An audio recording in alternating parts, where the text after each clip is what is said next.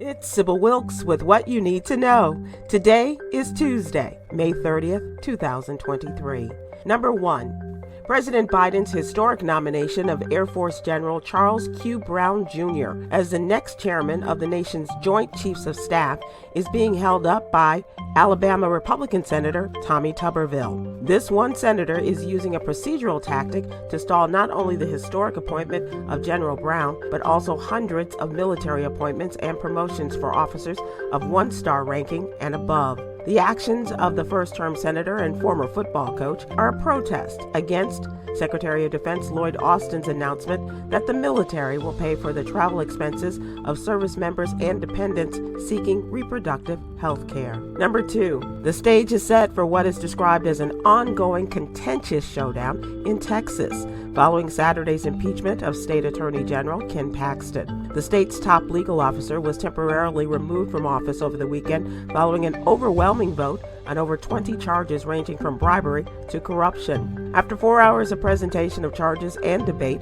a bipartisan coalition of the Texas State House voted 121 to 23 in favor of the Republicans' impeachment. The impeachment phase now moves to the state Senate.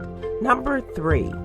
African Americans and multiracial people experience unique mental health needs. From vicarious stress caused by racial trauma to increased burnout for caring for family members because of cultural expectancy, therapists and other mental health providers should be aware of these distinct needs. In today's newsletter, we learn more about the types of therapy from which Black people can benefit, as well as the barriers preventing them from getting it. Number 4. The state of Texas has joined 20 other states with the recent approval of the Crown Act. With the signature of Governor Greg Abbott, the Crown Act, introduced by Democratic State Representative Retta Bowers, ensures protection for Texans who wear their hair in natural styles such as braids, locks, twists, or knots. The new law bans schools and employers from discriminating against race-based hairstyles. Number 5. Home ownership is a solid path toward building wealth.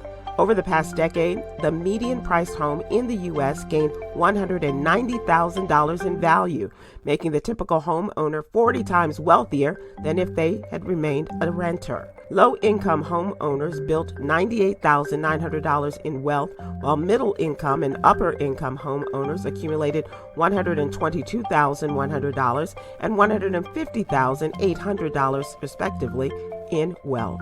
In the areas with the highest home ownership rates for low-income households, wealth gains were $140,000 on average. Read more about home ownership in today's newsletter, brought to you by Texas CPA Katrina M. Kraft. Here's your daily inspiration from Yogi's Jewels.